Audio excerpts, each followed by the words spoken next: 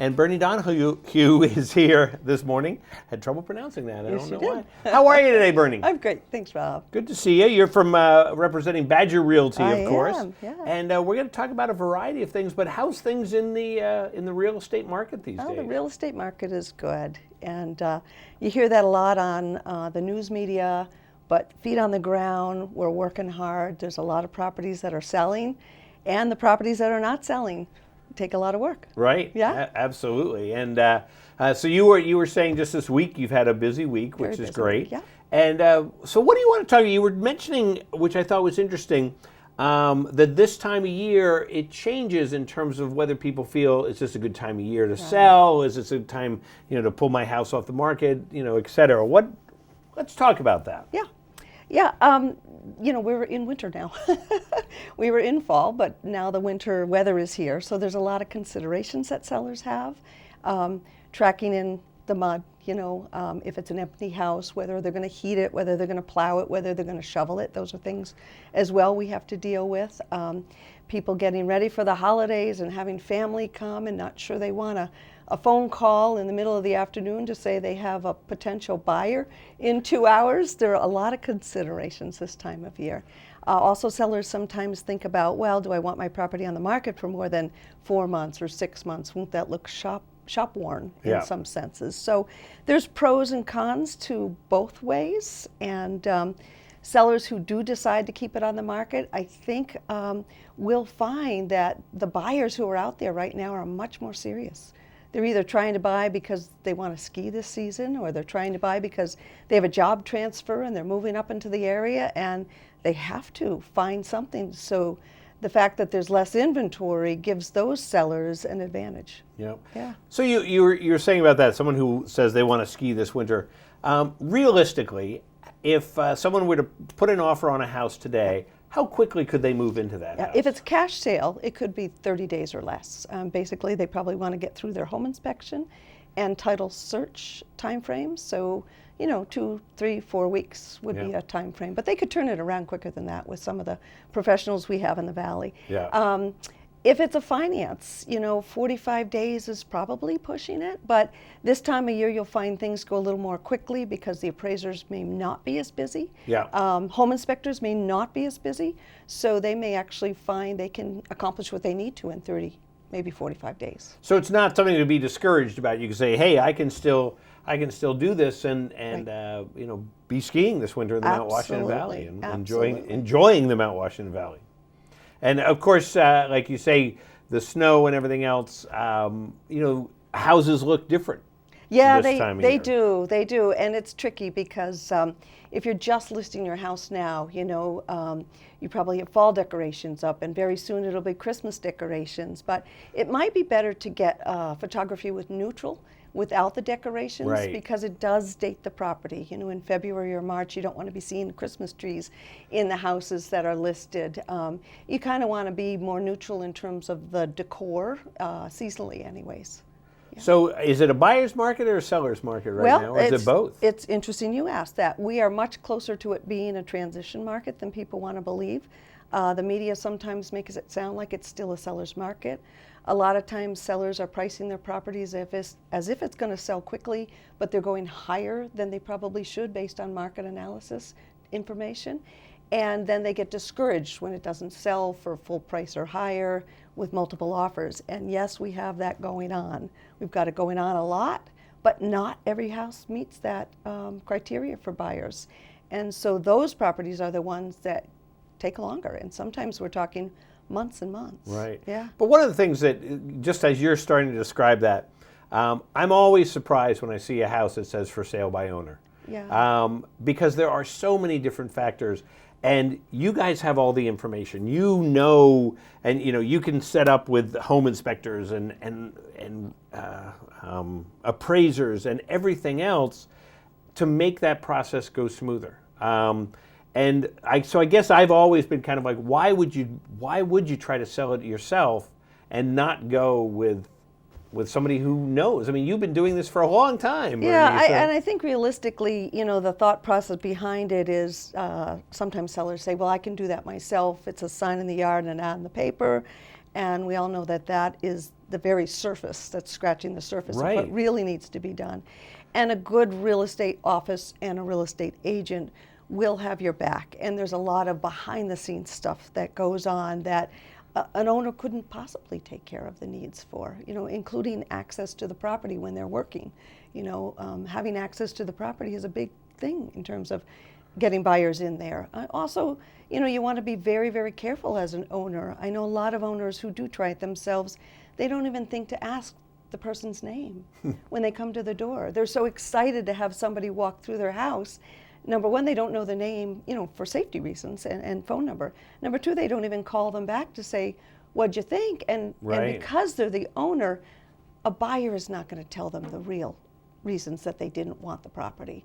And if they do beg for information, what do they sound like? Desperate. Right. So there's having a real estate agent provides more than just a buffer, more than just access, more than just the marketing.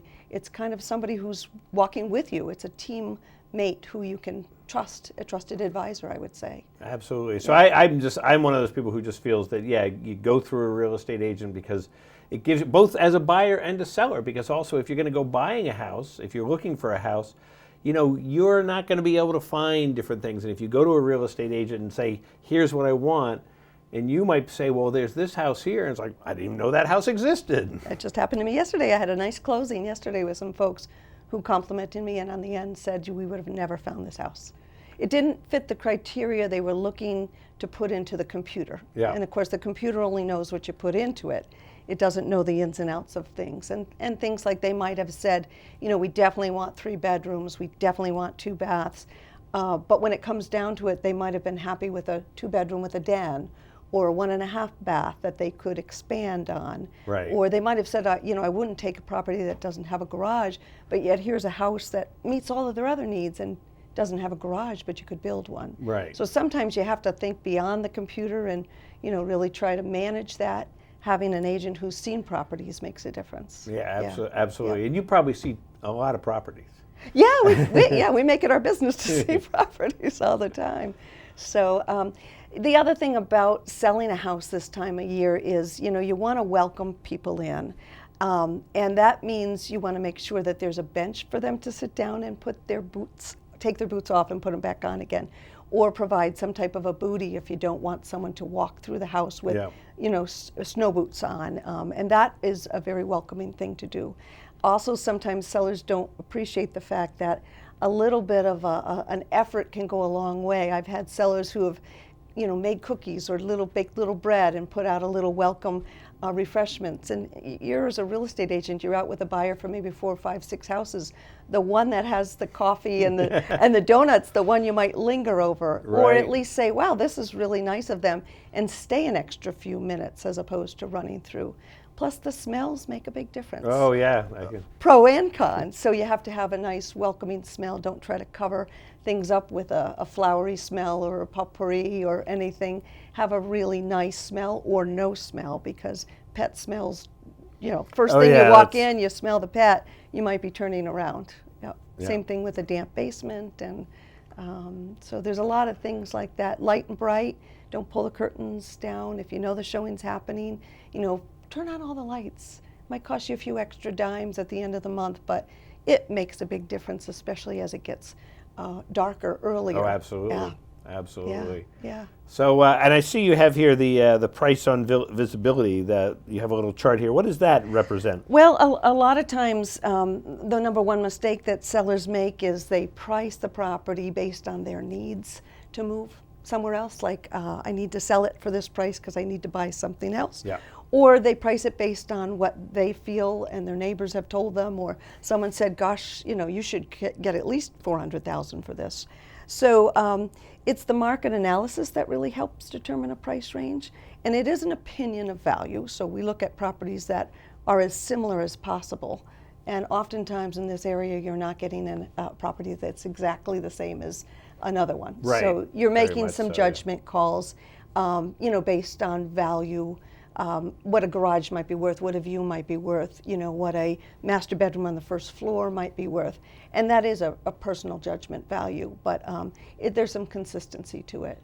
So a real estate agent will give you a range, and within that range, you and the owner can pick a price that you feel is either very aggressive because you need a quick sale, or you might say, you know what, I really want to try for that extra $10,000. Let's price it towards the higher end. Right. A lot of times putting it on a pricing bridge makes a big difference too. We talked about how computers only know what you put in. So if the computer is, if you've got your listing at $299.9 and someone's starting at $300, they're not going to see your listing. Right. Not like in the old days when we had the MLS books and we just kept flipping pages, right? But anyway, so if you price it too high, this pricing pyramid shows you're losing buyers who might be interested in seeing it. They might not be able to afford it at a higher price, or they just might not look at it because it doesn't look like it's priced right. Right. So the higher up you price above the line of the market value, the less potential buyers there'll be. And then consequently, the reverse is true. So if you're pricing it less than market value, you may be opening up the door to more offers, more buyers potential because they can afford it. And then they're also looking at it as, wow, that's a really good value. And it's not uncommon to get multiple offers when you do price it right. And I mean, all the stuff you're talking about right now is just really why it is so valuable to work with a real estate agency. Yeah, and there's no crystal ball. We really do our job. We try hard. And the Mount Washington Valley is blessed with many, many real estate agents, many of whom have been here for a long time. We cooperate very well together. We have a very friendly, competitive type of environment here. I might be going against a real estate agent for a listing one day, and then the next day I'm bringing them an offer, or they're bringing me an offer. We have a very friendly, community-spirited type of an environment up here, and we've always been complimented on that. On a state level, people will say, wow, the Mount Washington Valley, you guys work great together, and we feel that way. So whoever your real estate agency is, or whoever your real estate agent is, consider them a partner and work closely with them.